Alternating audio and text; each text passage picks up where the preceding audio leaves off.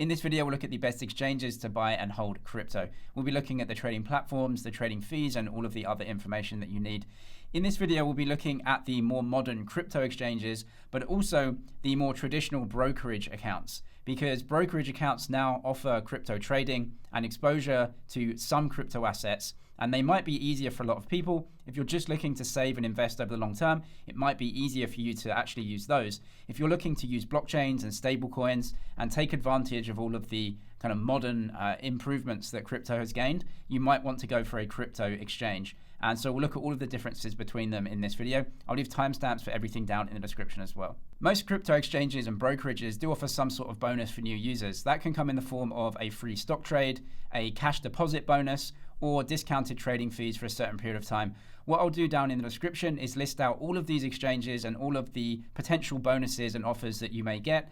And I'll list all of the other information down there as well. For example, the countries that they're supported in, the currencies that they support, and any other important information that you'll need to know about them. But as you can see, you should be able to get some sort of bonus when signing up for any one of these exchanges. Depending on what type of trader or investor that you are and the outcomes that you want, that may sway you to use one type of platform over another. So like I said at the start of this video, we can split this into two groups: the traditional brokerage side versus the crypto exchange side. On the traditional brokerage side, you've got Charles Schwab, Interactive Brokers, E-Trade, and those other top brands like this. These guys offer stock trading and securities trading. And that means they don't really offer too much in terms of direct crypto exposure. You can't go out and buy Bitcoin and then withdraw it over blockchain to your own wallet. However, there are some advantages to these accounts, mainly that you don't have to worry about custody if that's something that you don't want to worry about. And the second thing is, a lot of those accounts make it really easy for you to set up ISAs or IRAs or other retirement accounts where you can reduce taxes on disposals. And there's lots of rules around that, which is too much for this video. But these accounts, you can have your retirement account or your IRA or something in there, and you can put crypto exposure in there, and that's going to be great for future potential tax liabilities. So that may be something that you want to look into.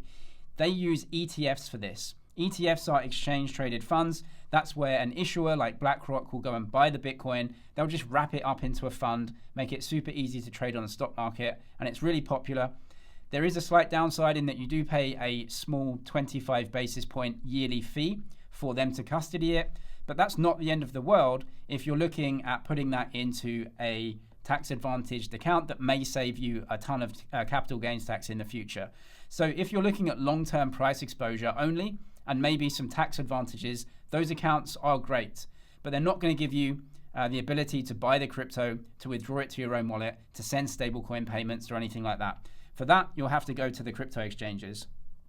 On those, you can buy crypto directly, so you own it, and you can take self-custody of that asset. You can also have stablecoins on there to send around really easily. And of course, a lot of these exchanges offer wallets now within their apps. And so you can use blockchains and applications much easier as well. So it depends what type of use case that you're looking for. You may even want one of each so that you've got both bases covered. If you're looking for the best trading experience, I definitely give that to the crypto platforms. They're just more modern and they're specifically built for trading in the modern era. They're very quick, easy to use, and they're definitely the best.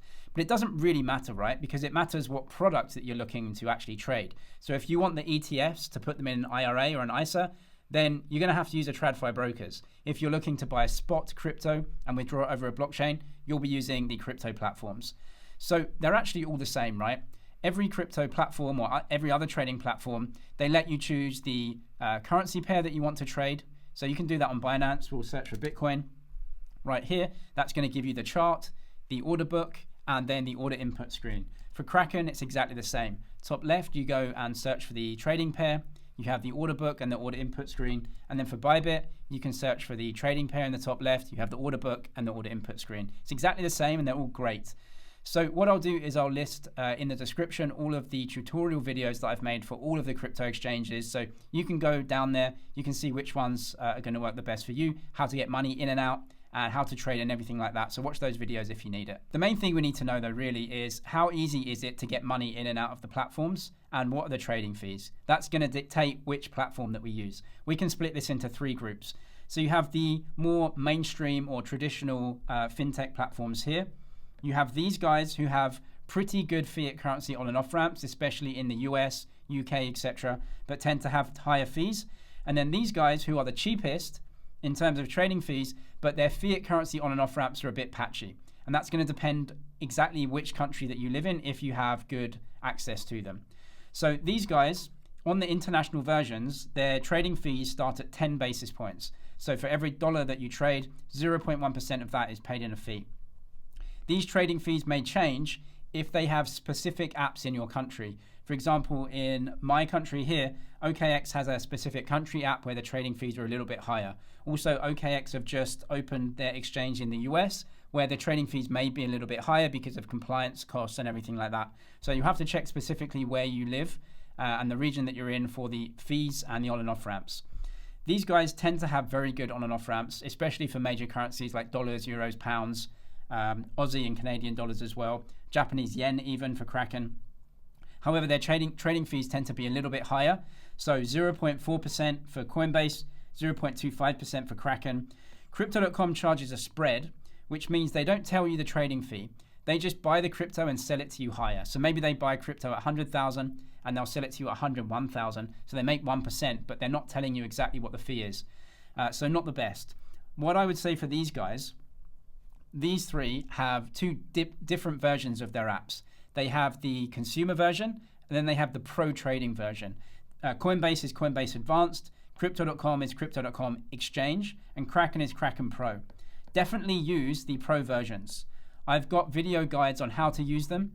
They give you cheaper trading fees. So don't pay more in trading fees for a simpler approach. The pro version is actually really easy to use as well. You can learn how in the videos that I'll link below, and you get cheaper trading fees. So definitely use that. For these guys, it's actually not that bad. Revolut, if you can use Revolut X, which is a separate app, then your trading fees go down to 0.09% for trading crypto, which is awesome. If you're trading in the normal Revolut app, then I think they charge 25 basis points, which is okay. For Schwab, they charge a spread, so we don't really know what they're charging. For IBKR, they charge a set amount per share traded, or if you can access crypto trading, 18 basis points, which is not that bad. And they give pretty good fiat currency on and off ramps as well, right? You shouldn't have any issues getting major currencies in and out of these exchanges. Most of these exchanges also let us apply for debit cards as well, which makes it easy to cash out of our investments and then spend the cash directly.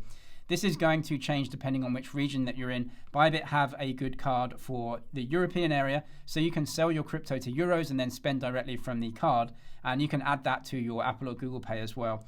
Crypto.com have a card with a lot of rewards as well, which has been very popular over time. Revolut is probably the best here. If you've ever used Revolut, it's super good, right? You just have a multi-currency account. You can switch between one currency and another for low fees, spend on the card, just like you would in the home country. So definitely really good with Revolut. For Schwab, I think this is only for the US, and it's Visa or Amex. One thing to note, though, is that if you're selling assets to spend, when you sell an asset, that can create a tax liability. So in most countries, we have capital gains tax. And so if you sell your asset, that could create a tax liability, and you have to obviously fill out a tax form and pay any capital gains taxes on assets that you sell. So be sure of that before going out and spending Bitcoin on your card, and then you have 500 different spends, and you have to figure out when you bought and where you spent to see if you've got a tax liability. So definitely figure that out first before applying for any cards and spending any crypto specifically through those cards, because you have to do the tax at the end of the year. I'll leave the deposit and trading bonuses to all of these exchanges down in the description, and all of the other helpful videos down there as well. I'm James, it's MoneyZG. Cheers for watching, and I'll see you in the next one.